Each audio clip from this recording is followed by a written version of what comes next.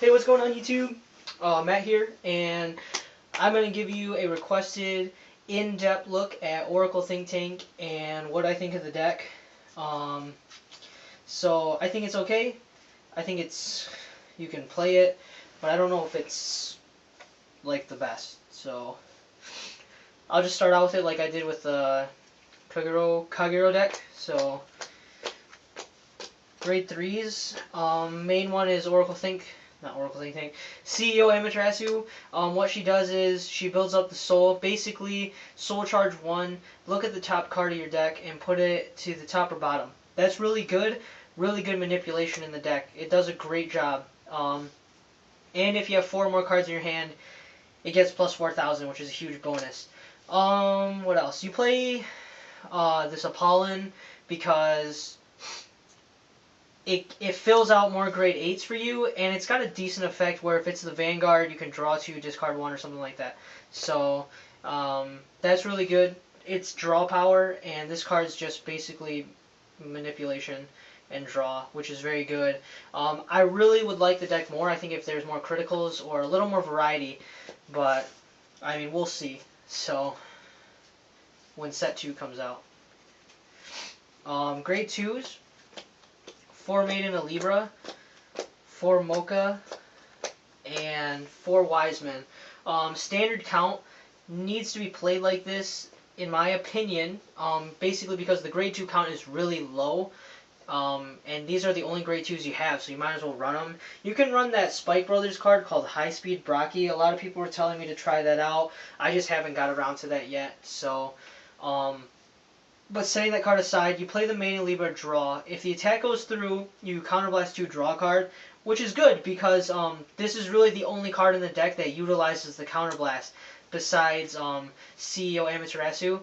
But in honest opinion, it's really difficult to get her effect off, the Counterblast 5 and Soul Blast 8 or something like that.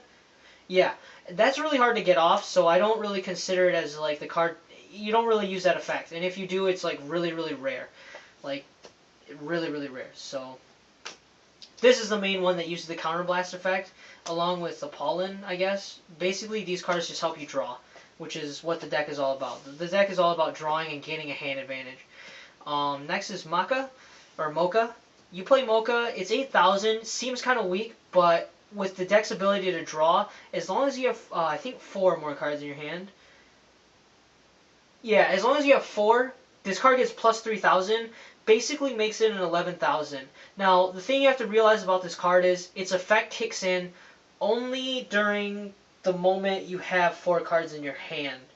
So, which is the beginning of your turn, I think. When this unit attacks, if the number of cards in your hand is 4 or greater, plus 3,000. Huh. I don't know anymore. Actually, I don't know. I'll have to look that up. Because it says at the beginning of when this card attacks, it gains 3,000.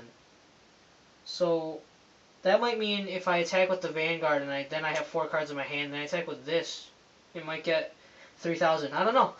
So if someone knows, let me know. Wise Men, 10k vanilla, gotta be played. It intercepts and it basically keeps control of the field. It helps you keep control of the field. So. Yep. So 12 grade 2s. Gone to the grade 1s. We're playing 14. Playing 4 null guards. Very important in my opinion. It's the better grade 1 to play right now. 4 Coco. Basically another manipulation. It's a mini Amaterasu and it's a grade 1. Very good. And then the 8k vanillas. Weird looking ones. And then 2 milk. So like I said, null guards, this is for when you use this on an opponent's Vanguard in case they're going to try to get over you with the Vanguard. You use this for the defense. Coco is the mini Amaterasu, and the 8k vanilla is Miracle Geminis. You play the 2 milk to fill out the deck at 60 cards, or not 60, 50, sorry. And the card is very situational. The card is not very good, in my opinion. It gets 6,000, which is fine, And then it gets plus 4,000 if you have more cards in your hand. So it basically becomes 10,000. That's really okay. But when you're looking at cards like cards that also rely on that Amaterasu, it's a better card in general than this because it's 10k. I get a twin drive check with this, and I can look at the cards in the top of my deck and put them on top or bottom. So the 4 cards in this to get the boost is good, but I don't need it. That's the thing. I don't need this to make it good. The other effect already makes it good. And then cards like Mocha, you just need to fill out the grade 2 count, which is why you play this. And it's already 8,000 and it's a grade 2. It's going to help you get into your grade 3s. So that's really important. Yeah, that's really important, like I said. It's just better than this card. So, yeah, that's why you play that. Even though I'm just demonstrating cards that, require a certain amount of cards in your hand to meet that advantage. And then Wiseman. Wiseman is just a better choice because it's grade 2, and it essentially is 10k too, so it's like a much better choice. So I would try out that. And for those who don't know, you don't have to stick to one clan. You can mix cards around if you want. So I just don't like to do that yet. But we'll see. So maybe in the future I will. And then let's see. Let's go on to the triggers for you guys. 8 draws, you're playing 4 Dream Eaters and 4 Miracle Kid.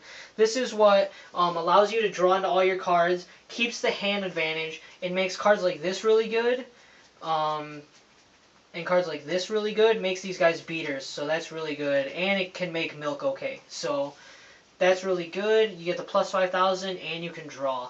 Then you're playing 8 critical, 4 critical, which is very important to me.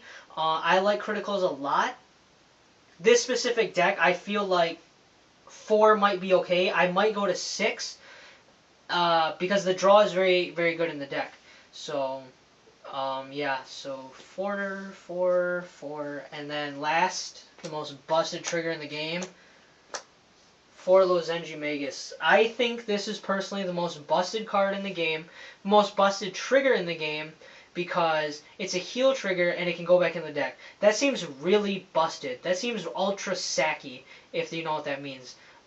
Really, really busted.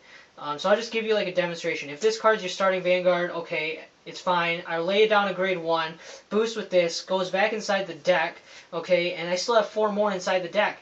So I'm gonna hit this eventually, and if I hit it, okay, it's good. I'll draw it, or if I draw into it, that's also really good, because then I'll just set it back down. I'll set it as a rear guard, boost with it, put this card back in the fucking deck. Sorry about the language. But that's just why this card is so busted. You can use this multiple times. It's just really, really good. I really like the card.